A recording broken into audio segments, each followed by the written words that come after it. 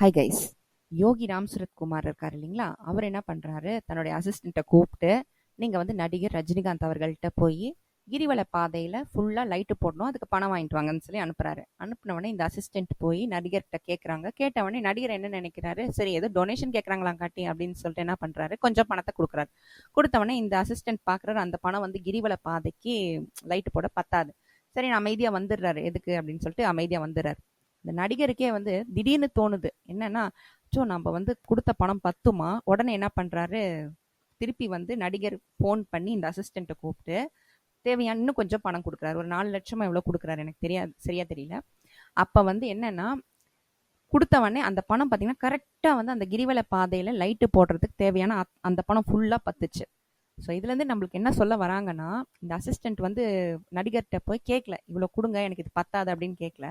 யோகி ராம் சரத்குமாரை ஊடுருவி மனசுக்குள்ள போய் வேலையை முடிச்சிட்டாரு. மிக்க நன்றி.